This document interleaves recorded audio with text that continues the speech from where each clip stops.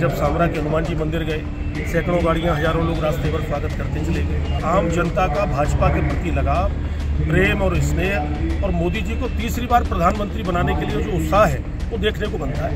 सबका साथ, सबका विकास, सबका विश्वास और सबका प्रयास, सबके प्रयास से बड़ी जीत। तो सीकरी लोकसभा क्षेत्र से जो बीजेपी प्रत्याशी हैं राजकुमार शर्मा, उनके केंद्रीय कार्यालय का उद्घाटन किया गया है। केंद्रीय मंत्री BL वर्मा जी इस समय मुख्य अतिथि की भूमिका में है। हमारे साथ है प्रत्याशी राजकुमार जी।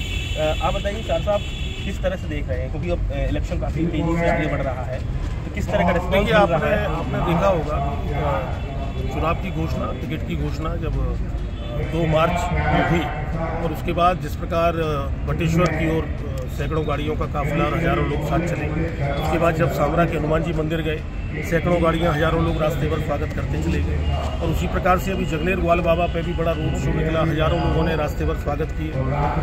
अनेक जगहों पर सभाएं भी चल रही हैं और अभी 7 मई का चुनाव है। उससे पहले आज भी एक चुनावी वातावरण, भारतीय जनता पार्टी के कार्यकर्ता, आम जनता का भाजपा के प्रति लगाव, प्रेम और स्नेह और मोदी जी को तीसरी बार प्रधानमंत्री बनाने के लिए जो उत्साह है वो देखने को बनता है। और मैं यही कह सकता हूँ कि पिछली बार की जो जीत हुई थी 4,95,000 की और 64% मतदान किया था, हमारे वोट शेयर जो मिला था भारतीय जनता पार्टी को प्रत्याशी के नाते मुझे और माननीय मोदी जी को।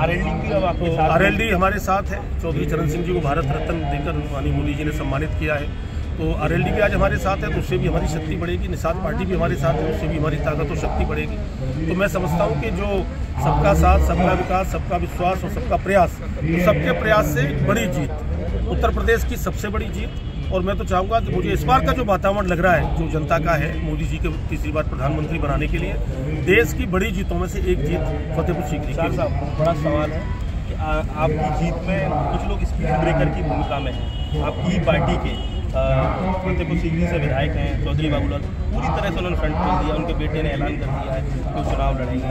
वो उनको व्यक्तिगत दिक्कत आपसे नजर आ रही है, इसको लेकर आप क्या कहेंगे? ये सारी चीज़ें आपके संज्ञान में हैं? देखिए, मैं केवल इतना ही कहूँगा कि ये जो चुनाव है ये देश का चुनाव है। ये चुनाव न तो किसी जाति का है, न ये किसी वर्ग का है, न किसी क्षेत्र का है, न किसी से व्यक्तिगत रंजिश का है। तो ये चुनाव तो देश का चुनाव है। मैं तो यही आह्वान करूँगा सब लोगों से कि आज तक जो साथ आए वो आज आए हैं, कल साथ आना चाहे वो कल भी साथ आए। ये मोदी जी का चुनाव है, मोदी जी का साथ दें, समाज को भी अच्छा लगेगा, भारतीय जनता पार्टी को भी अच्छा लगेगा और उनको भी अच्छा लगेगा। कुछ कहना चाहेंगे क्या?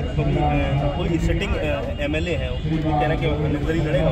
उन्होंने मेरे बारे में कोई ऐसी टिप्पणी नहीं की है जिससे मैं व्यक्तिगत जवाब। रामेश्वर चौधरी का कहना है कि प्रत्याशी बदल दिया जाए, ये ऑन कैमरा उन्होंने पार्टी से बात की है। मैं उसमें कुछ नहीं बोल सकता, मैं तो पार्टी का कार्यकर्ता हूँ। आप मिलने गए? मैं पार्टी का कार्यकर्ता हूँ। पार्टी के कार्यकर्ता की भूमिका पार्टी तय करती है। पार्टी ने मुझे सांसद बनाया है, पार्टी ने मुझे दोबारा सांसद की टिकट दी है, पार्टी ने मुझे किसान मोर्चे का राष्ट्रीय अध्यक्ष बनाया। देश भर में मैंने पार्टी के लिए जो मुझसे बन सका मैंने कार्यकर्ता के नाते काम करने की कोशिश की है।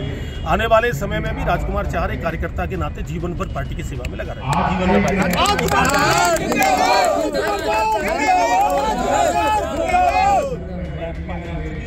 सत्तारूढ़ दल के विधायक हैं, तो क्या आपने बातचीत की? क्या उनको दिक्कत क्या है, उनकी नाराजगी की वजह क्या है?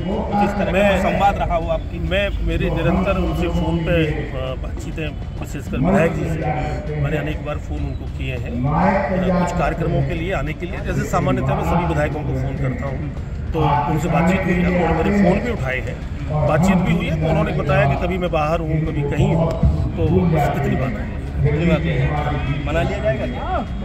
पार्टी के लोग और पार्टी को उन्होंने कुछ बोला है। अब मुझे लगता है कि पार्टी उनसे बात कर रही है, नहीं पार्टी बात कर मेरी जानकारी। लेकिन आप कॉन्फिडेंट हैं पूरी तरह से? मैं ये इतना ही कह सकता हूँ कि ये चुनाव देश का चुनाव है, देश में मोदी जी का चुनाव है और देश की आम जनता भारतीय जनता पार्टी को कमल के निशान को चुनना चाहती है और मुझे उम्मीद है कि बड़ी जीत होगी।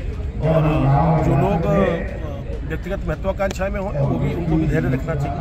धैर्य रखना चाहिए। देखिए, प्रधानमंत्री नरेंद्र मोदी जी कहीं ना कहीं रामेश्वर चौधरी पर निशाना साधा है, धैर्य रखना चाहिए। देखिए, उन्होंने ये भी कहा कि ये देश का चुनाव है, प्रधानमंत्री मोदी के चेहरे पर जनता वोट कर रही है। कुल मिला के आज हम देख सकते हैं तस्वीरों के जरिए कि किस तरह से पार्टी कार्यालय का उद्घाटन हो रहा है। BL वर्मा केंद्रीय मंत्री है, वो इस समय यहाँ मौजूद है और अब जो चुनाव प्रचार है वो तेजी से आगे बढ़ेगा और फतेहपुर सीकरी लोकसभा क्षेत्र में जो राजनीतिक जो जंग है वो काफ़ी तेजी से आगे बढ़ रही है। राजकुमार चाहर जो मौजूदा सांसद उनको बीजेपी ने दोबारा प्रत्याशी बनाया है, लेकिन उनकी राह में कुछ लोग स्पीड ब्रेकर की राह में हैं क्योंकि वो खुद यहाँ से टिकट चाहते हैं। श्रेष्ठ यूपी के लिए